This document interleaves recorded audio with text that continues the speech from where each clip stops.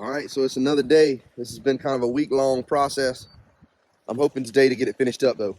When I started yesterday, all of this right through here was high. We ran that water on it, we rototilled it, got it chopped up to a milkshake consistency. I've got a little spot right over here that I've got to knock down, and I've got a little area right over here that I've got to knock down. And other than that, I'll be done. I'll have this place pretty well water leveled, and here soon we'll have lime coming in. I got to get it water leveled, drained off, and dried out enough that I can get lime on it. One thing I'm not concerned about, you're like, wow, you got to get it dried off and all that to get lime on it, is that underneath all this is hard. That clay is hard. We got a good hard pan of clay. That's why I'm growing rice here. So, I'm not really concerned about getting it dried off enough to get lime on it. I just got to get this job done before we put lime on it. And we got more rain coming today. It rained about probably 2 or 3 inches Sunday. It's supposed to rain again today. And this coming Sunday, it's like several days in a row of high chance of rain. So it's gonna be rainy here. The switch is done flipped now. One thing about that though is the ground moisture was low.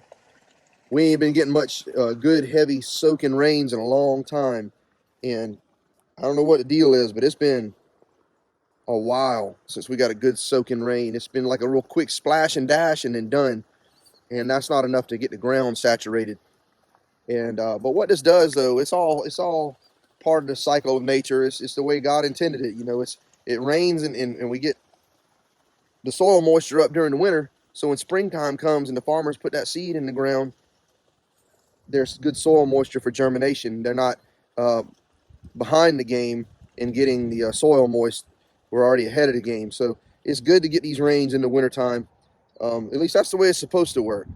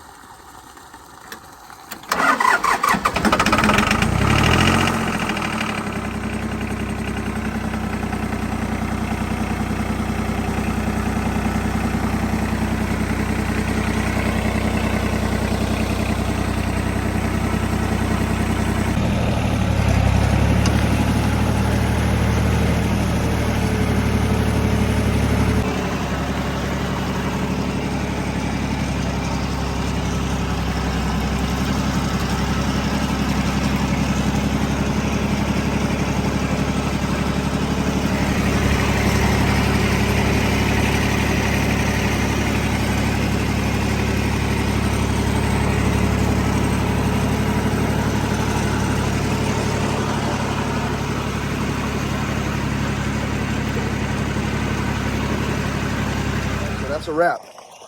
See the water right there? I'm about to turn that water off. It's all said and done, man. So when the video started, this was a hill. Over all from back there where that shed is, all of this was high. It was a foot.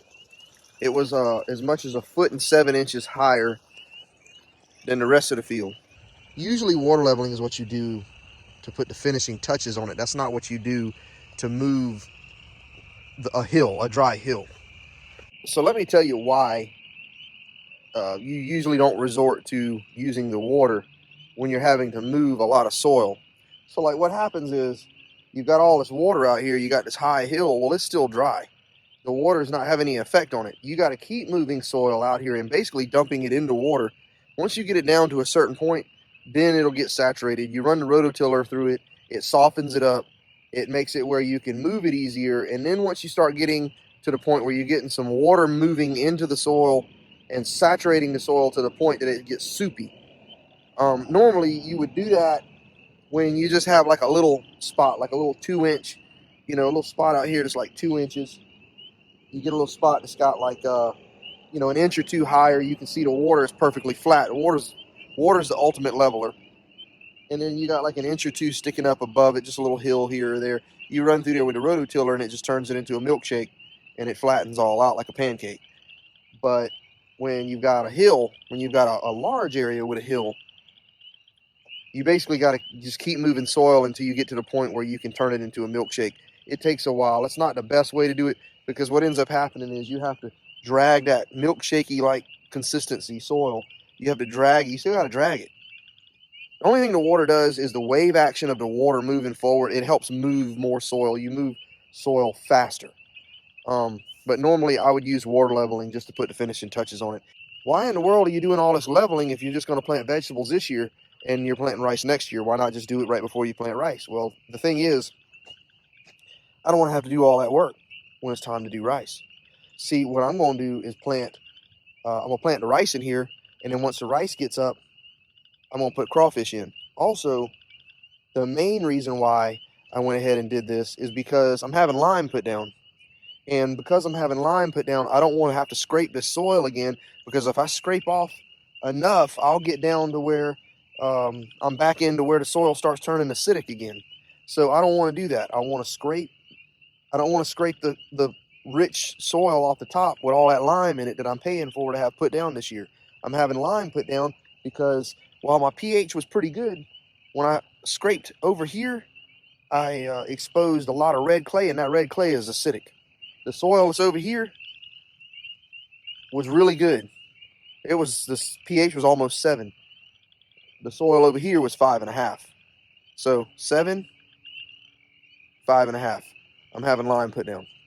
Because while rice will tolerate, and it does fine in soil pH above 5, and then the water also raises it about 0.5% or whatever, so, or half a point. So if it's 5.5, it can go up to 6.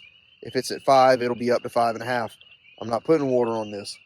I'm gonna be doing vegetables. So vegetables don't tolerate low pH very well. It just locks up a lot of nutrients in the soil that will not be accessible if you do not make sure your pH is where it needs to be. Now, I got frogs everywhere. You hear all that? You ought to hear it when I got some rice growing in here. Great day. Anyway, I'm about to cut this water off. I'm done. Field's level. I can go put the finishing touches on it, and we good to go. So check this out. When I think I showed y'all this in another video, but see here, this pond, I'll fill this pond up. This is the low end of the pond. I'll fill this pond up till the water is almost about to go over this levee. See, the riser pipe keeps it in check, so it'll be up to this, and over there where that van is, the water will be overflowed all the way up into that, almost to that fence behind the van. Now, I'll fill it up so full, and then when it's time to flood the rice, I pull this riser pipe off, and the water flows in, goes into the field, and I turn on the well at the same time, and that enables me to fill this field up quickly, a lot quicker.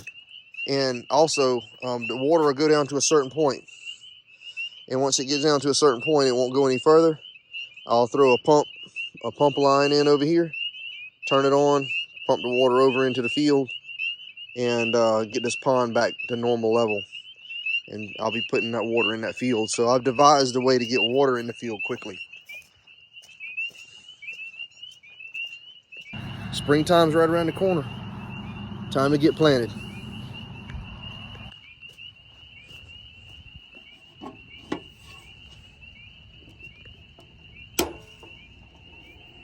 That's it. That's all she wrote.